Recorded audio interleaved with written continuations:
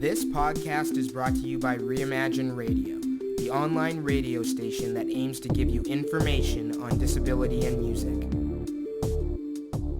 My name's Graham Wyman, the program coordinator with the Vancouver Adapted Music Society. Today I'm joined by my fellow bandmate, Daniel Sloan, otherwise known as Digger Dan. How you doing today, Danny?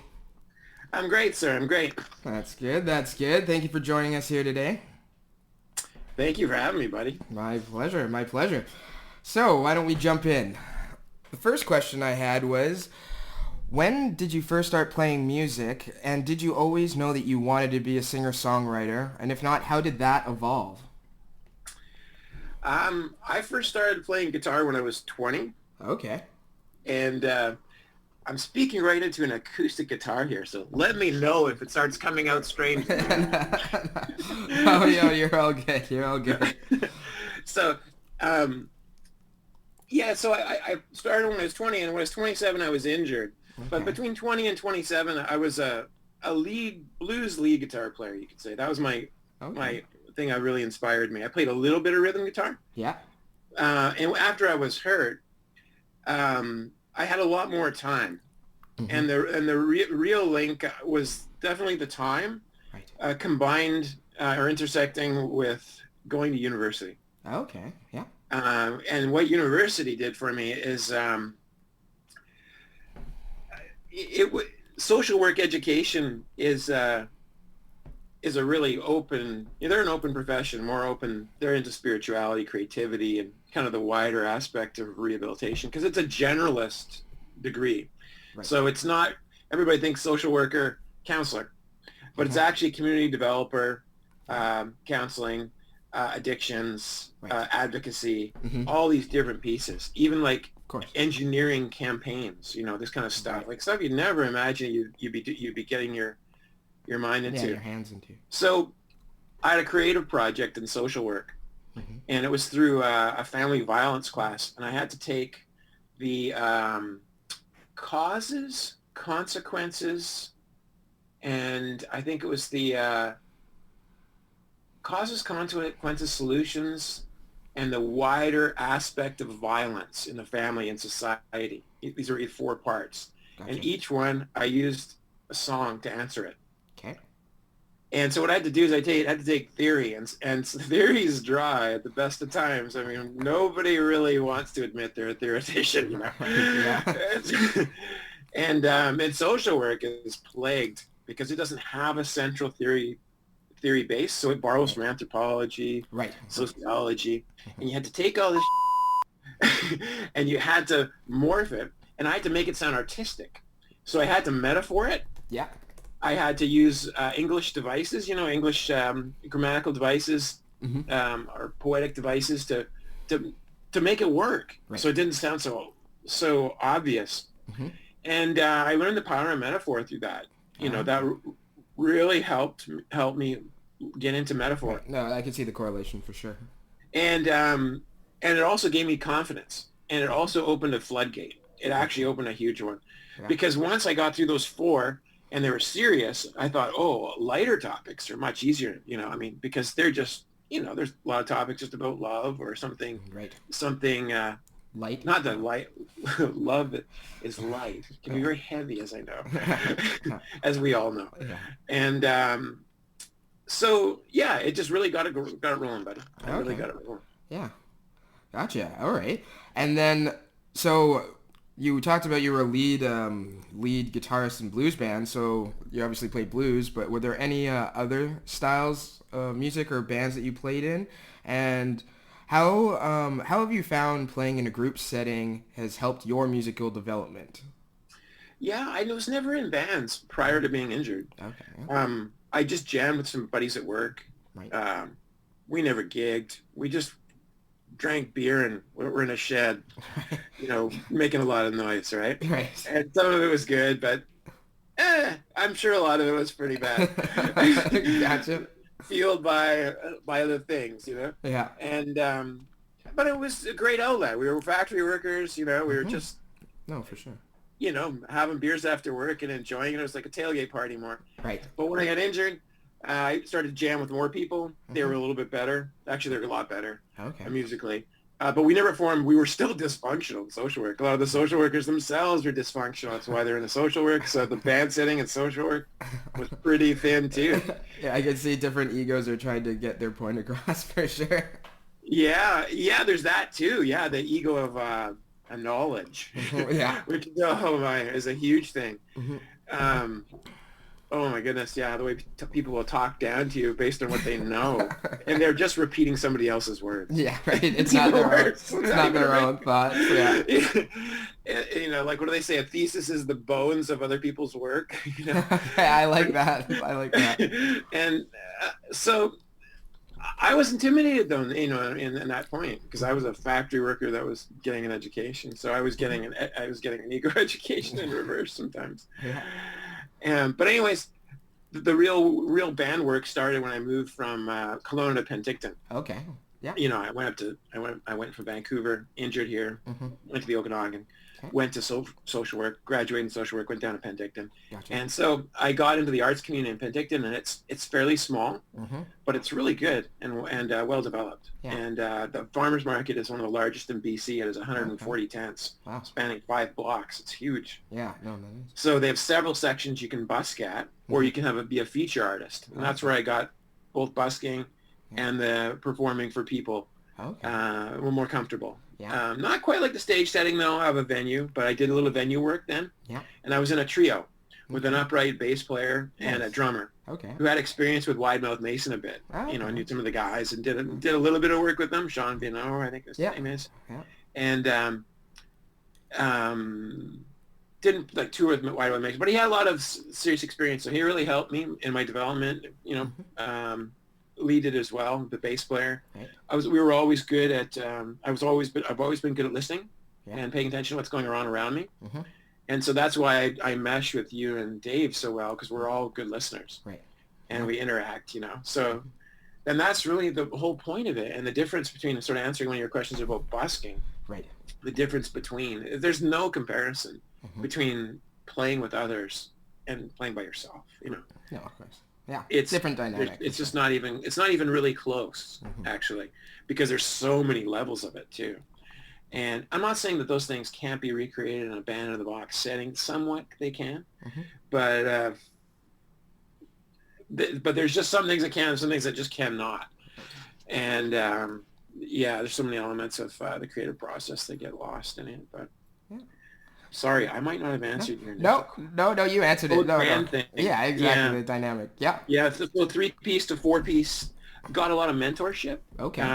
From really good musicians like Daryl O'Neill from the Derelictones. Oh, right. And in South Okanagan, Scott Thielman, who Ted Okus is now with Doug and the Slugs. He used to be in a duo or at a pub by where I lived in Kelowna. Yeah. Saw him about 40 times. He encouraged me to play on stage a little bit. Yeah. I was like really nerve-wracking. The guy is like insanely good, and he's giving you his guitar, and he's telling you, don't turn the volume knob even a millimeter, because it's so sensitive for volume. Gotcha. So I'm like, oh, my hands all arching. I'm all worried. You gotta rub it. Yeah. That's but yeah, and Dan England, another guy in the North Okanagan. These people, mentorship really helped, and that's continued down here with people like yourself, Simon, Christina for singing, and other people for different elements and such. So yeah, gotcha.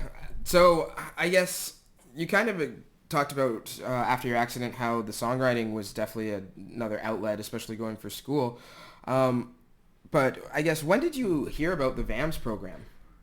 Right when I was in rehab. Okay. I don't recall if I was told how I was told about it.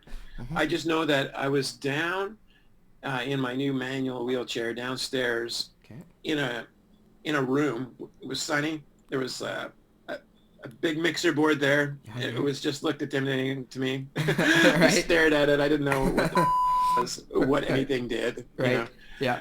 And there's a few other instruments in there, but it was really different than it is now. Gotcha. It wasn't formal. It wasn't integrated. It wasn't paperwork I remember doing. Gotcha. But honestly, there's a lot of memory possible lost here at that time. And was this, I would imagine, on the first floor down by the end of the pool? Yeah, the room? wiggle room. Is that what they called it? That's what I call it. Okay, gotcha. Gotcha. Yeah. That's in the dictionary. Yeah, Dictionary. gotcha. Yeah, no, that's good. And so, I guess because you said you went back up to Kelowna, then Picton, I guess, was it just kind of like an introduction at that point? Um, was VAMS just an introduction? Yeah, you're for because you were obviously back in the Okanagan. Oh, Yeah. when I got Okay. introduced to VAMS, I was in GF Strong Yeah. Mhm. in rehabilitation before I moved to the Okanagan. No, I appreciate that, but I guess would you because you came back, but was it really just a basic introduction? Like you weren't really going out doing shows with BAMs or anything back then, or were you? I never did shows. I did one. Okay. Well, the one that you know about, the Strong Sessions with Jim Burns. Right, but you would move back to Vancouver at that point. Back to Vancouver, I got reconnected to VAMS. Okay. Yeah, and how did that happen? I don't know. I was going to rehab. We went back to GF Strong. I met Dave Okay. with Dwayne Geddes Yeah. in the staff cafeteria, and then got hooked up with Richard. Okay. Yeah. Started to go in for recording a little bit. I brought a friend into VAMS to be the sound engineer, not knowing you were there. Yeah. Mm-hmm. And we tried it once, and then it didn't work, and then I got introduced found out about you. Yeah. And I think I found out about you, and then I was already with Dave and Richard, and then we got connected after that. Yeah. Yeah. After that. Oh, yeah. I guess so. That would have been what, like 6-7 years ago, almost. Yeah, 2015 was when I started going to the studio. Or 14. Okay. Okay. Yeah. No, that 14 was when I started. So. Yeah. Yeah. That's a minute ago. Now. Long hot minute. Yeah. Exactly. Right. Now, do you remember? I guess you were talking about your first session. Do you remember? I guess your first session when you came back was with your friend at the studio. And Yeah. I'm trying to think what you and I did for our first session. I'm sure it was probably recording, eh? Yeah, I was trying to think about that too, and just how we actually got connected with Dave was. Well, maybe it might have been Sheila might have put you in touch with me, and then we started doing, I think, recording your original stuff, like I think some demos or things like that, or just kind of messing around. Volunteering too a little bit. I did a Okay. little bit of volunteering at that point. I was in Marpole. Okay, yeah, right. Yeah. And then yeah, I guess because I think you found out I played bass, and that's how it kind of transitioned into that. And then do you remember kind of the first time you played music with Dave? And would that would have been with Richard? I think it was with Grant. It was with Richard. Okay, yeah. I believe so. We have to corroborate that. Yeah. We'll have to talk to Dave. I remember us jamming the first time in the basement. Yeah. Yeah, that was a lot of fun. At MySpace? Yeah, and we had that last time, the Yeah. same feel. Yeah. We had that feel for a while, and then it got more formal, Mm-hmm. and we had to plan for gigs and Yeah. stuff, so it was more structured. And then last time it went back to the informal, which I really liked about it. Yeah. Yeah, no, because Yeah. we were at one point we were basically doing weekly rehearsals, I would say. Yeah. Yeah. And then, so you mentioned the Strong Sessions with Jim Burns. What was that experience like? And was there what was that experience like playing with Jim on stage? I'm surprised I wasn't a lot more nervous than I was. Okay, yeah. I was pretty nervous though, Mm-hmm. and because it was a big show with lights and a stage crew on a nice stage and with a fair amount of people as well. I can't remember how many people were there, but Yeah, it was definitely a larger, because I think this would have been in 2015, I think, and that was my first Strong Sessions, and that was as SFU Woodwards. I think we were definitely under what our one of a later Strong Sessions, but yeah, I think it probably was like 150, maybe a bit more than that. yeah, Yeah. it felt like more. Yeah, It's just because I think the whole production was so large, you know. yeah, no, And it's a great venue. So it's really, and I remember I met Simon backstage for the first time. I just went down, and I was just, how's it going? He was friendly, and I just could feel my nerves, you know. All of a sudden, yeah. Yeah, the whole thing. Mm-hmm. Now, Because I was off the stage, you know, and I'm often more nervous around the stage than when I'm on it. yeah. for the most part, It's like because you that. spend so much time playing that that's the comfort. It's the build up to the playing that where the nerves come in. Yeah, the deep breath before the plunge, right?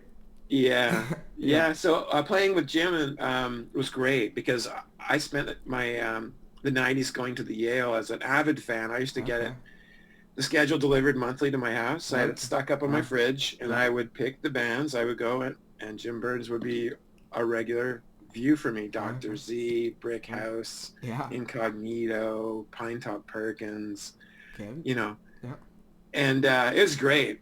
It's fabulous to play with Jim then, Yeah. you know. And I've listened to him too, some of his Black Hand record albums. I went to the library and, scoured, and Right. there's some great stuff, man. Long Hot Summer is fabulous, man. Yeah. It is kill. His version of The Shape I'm In is my favorite. Okay. Interesting. It's good old band. kick. Yeah. It's Yeah. really good, man. I will. I'll give you. I've got it. I'll try to bring it next time I see you. Yeah. Sounds good. So yeah, what I liked about Jim is he's pro. He's relaxed. Mm-hmm. He's real. He's not a big ego. He's a real approachable person. And by backstage he said a few things, and it was just nice. Yeah. I No, just he's felt very I was so approachable. excited. And I was excited, and I didn't feel apologetic for it because I was excited. It's new for me. No, of course. Yeah. No, That was good too.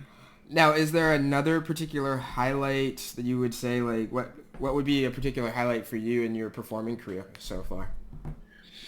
Uh, um, hmm.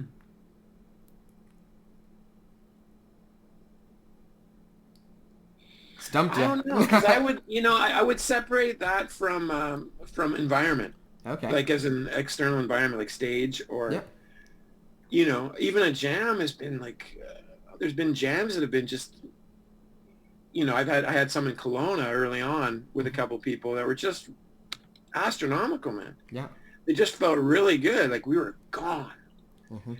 And I've done that with you guys too. We've done that as well, where you're not Dan, you're not in a wheelchair, you're not a husband, you're not a father, you're just in some zone together. Yeah.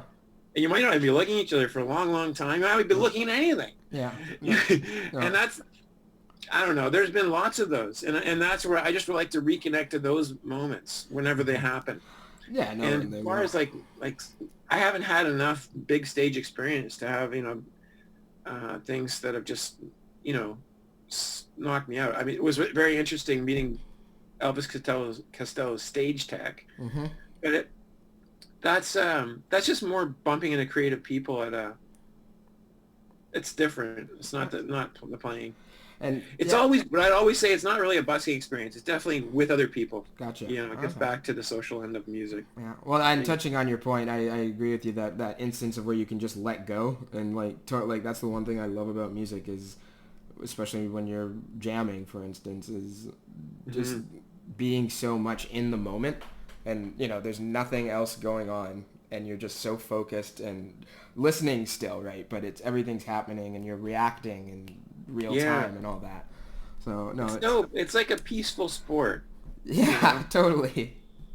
Yeah. And then you it's got like, metal. like you're using sensitivity too. Like when you say listening, like you're trying to like make something better as a unit than what you could ever make as an individual. Yeah, no, for sure. No, and those are definitely fun times. The only communism I like now. Yeah, right. So, in the past couple of years, you've really had some success with busking in BC. How has that improved your craft, and how did you get performing in that medium? That question kind of threw me. Okay. Because like busking for some people is a failure. Yeah. You look at this like it's the farm leagues or and I won't get off on that too far because for time's sake, but Oh, no worries. I got into it because I think I'm not exactly sure because there might be several motivations, Mm-hmm. but I know one thing was definitely singing at home Okay. Yeah. because I just didn't. When you're singing at the start, it's really uncomfortable. Oh, I know. Yeah, and it's still uncomfortable if I don't have a guitar in front of me, Gotcha. Yeah. And I still have moments where I felt weird yesterday when I was busking. The songs I've done like 100 hundreds of times, man. I feel like, and I'm just still feel weird once in a while. Yeah. No, I again, it's, when you do a thing 100 times and then all of a sudden it just, one little thing just doesn't connect like it normally does, it does throw you in a spin sometimes. Yeah. Yeah. Yeah, we're fragile, like we just can get thrown off, Yeah. especially in the sensitivity of creation, right? Like where you're like, oh, Right. Right. I don't know. I when they happen, they're just horrible moments. But so that was one thing, and not all singers know this. Like it's not singing is not like it's. I mean, I don't auto tune, but they got it for a reason. Yeah. No, that's There's a some fair awful stuff out there. That's funny. And But yeah, I think that was the big thing. So okay. and then money was not so important with it. I never thought about it as a money outlet. Yeah. I was just sort of out with the acoustic guitar playing, and my buddy. Oh yeah, this is another thing. My buddy was also a busker, the drummer that I played with in Penticton and Kelowna for a short stint. Yeah, that was a big motivator too. So he probably brought me into it as well. And he had a pretty good repertoire, and I could play lead for him. Okay. Yeah. And he'd sing, so we trade off, and that's how we become friends, and then eventually bandmates. Right.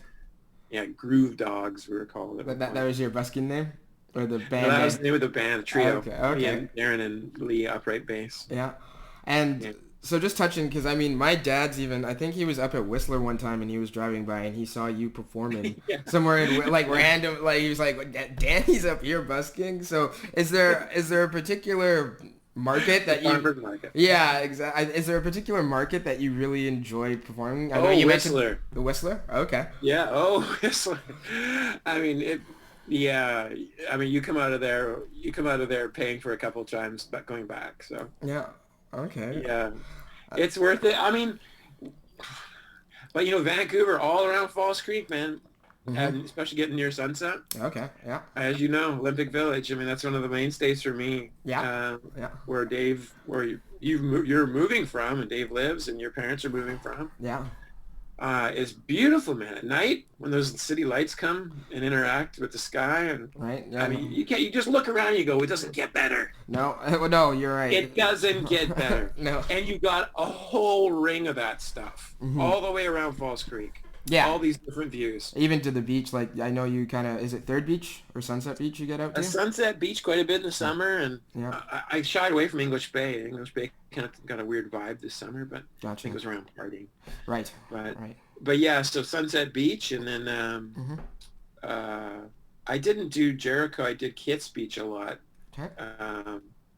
A whole lot actually at the end of the summer, and that was really nice. And that again feels like a total resort in the summer. It's like, yeah, we're just all looking around. Everybody that lives there, they're like, well, I love this. I just love it here. It's a common theme. Once or twice a week, somebody just break off and just, whoa, this place is fabulous.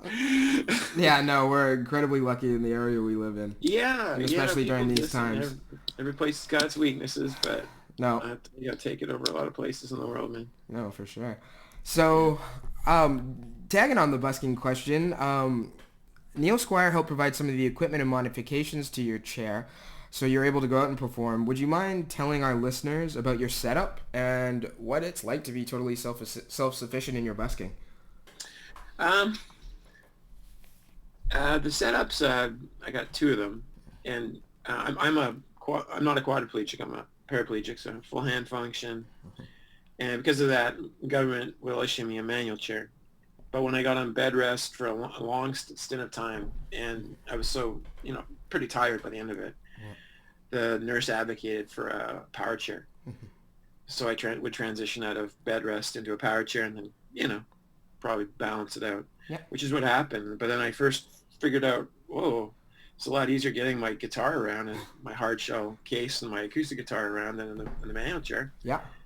In the manual chair, I had to figure it out so I could twist it, and then the narrow end of the guitar would go between my legs, and I get up, into buses and stuff. I do things like this. Yeah. With a bungee cord that would kind of keep it on a pivot. I was like ZZ Top, but but shorter. Right, gotcha. But anyways, so that's what got it going, and then so I started to carry more gear, bag, guitar stands, and songbook, and then that was really useful then for the repertoire, having the songbook, because then I Yeah. could, interest myself. And then when I got down to Vancouver, I realized that I had a front-loading climber's pack Mm-hmm. strapped to my legs, and Ed Bell, who built the bar around my power chair that Right.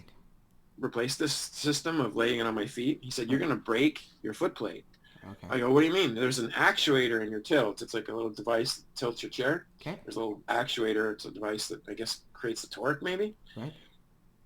And you're going to break it because it's not designed to have all the on your feet." Right. Sure enough, I'm going through the intersection the next week, and bang, the whole thing Oh, really? snapped. So like And a I'm week. stuck in the intersection. Oh God. Oh, he called it. So Oh. I went to him, "Ed, help me out." And he built a bar around the front. Okay. And Ed's done so many things for so many people, man. And so many people around the world, too, as I'm finding out. He's Okay. good, wheelchairs in developing countries, such Oh, things really? like this.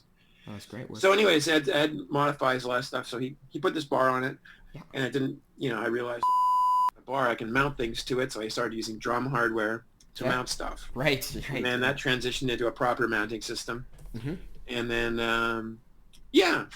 And so I just pack the guitar in my front, and I ran 2 acoustic guitars, smashed into bits. We don't know this, Right. Right. but I used an electric, and I'm trying to be careful. Yeah. And I am generally careful now, and it works. And I have a light bag on my back. The pedal board actually goes in the front now, where the acoustic guitar goes in that double case, and the electric guitar goes in the front. Right. Right. So it works, It's and it's nice because it doesn't take long. I don't have to take that, throw it all onto a hand dolly, push it downstairs, throw it into a car, transfer do it in reverse to get to the spot, and then push myself. Like, it's just too much work in a manual chair. Yeah. My wrists would be fried, No, I appreciate it. So, yeah, it preserves me, and it allows me to do it independently and to carry it out efficiently. Yeah. No, I know. And trust me, I've seen your setup. You're like a rolling tank. Yeah, it looks kind of ridiculous. No, well, I feel I get those moments where I just want to be like, no, okay, now I'm a horse. How come I'm the horse on the back? Yeah, right. No, and I guess just to let our viewers know as well, on your YouTube page, you also have videos specifically talking about the setup as well, that they can actually, if they'd like to see it actually in action. And I'm gonna get into the smaller aspects of it, like how the bar clicks in, and what I've learned about the pins. I had to replace the pins, for example, and what I've done to my mic stand specifically. Yeah. A few things I've done. It's kind of useful stuff, I think, in small snippets. It's a long video, and a lot of people don't like long videos, but you can just whip through the part you want. Right. They're pretty entertaining. There's music interspersed in there, so. No, perfect. So. Well, speaking of having music interspersed, I think this is going to be the end to our first section of this video. So you had a song called Lies of Limits that is going to take us out. Do you want to tell us a little bit about it? Yeah, it's not developed, but I just had it's the idea itself is well developed in my mind, and that is that there are limits on resources. Okay, gotcha. And the argument goes is that there's limits on resources if you keep lower technology. And so at the start, you hear me just talking. I say, let them wash in the river. There's people that they spend 2 hours a day collecting firewood, Right. or collecting water. Yeah. When these kind of things can be brought to you, And so it's the suppression of people through low technology. And I really do feel it's just people protecting markets, probably partly, but and also people fearful of next level things like fourth generation pebble bed reactors, fusion technology, 0-point energy. This kind of stuff can take you right out of a lot of trouble. So anyways, I just wanted to say that's all it is. There's limits. Right. If you develop the human mind, it can exceed everything. And there's proof. It's not just me talking, All right. So I just blab about it. No, that's all good, sir. That was the full blab. There we go, the insight. And so, as Danny said, this is Lies of Limits. I've been Graham Wyman, and tune in next week for part 2 of our conversation. Hope everyone's staying safe and keep that music flowing.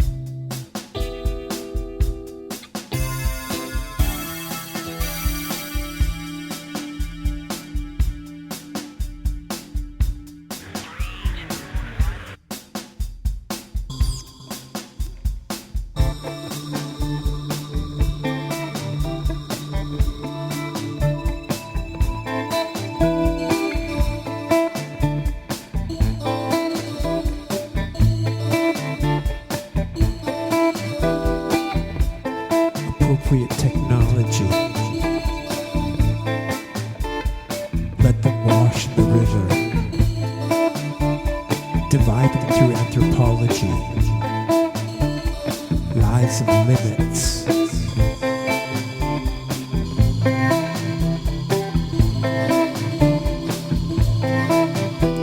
Develop the human mind, and it will exceed all resources.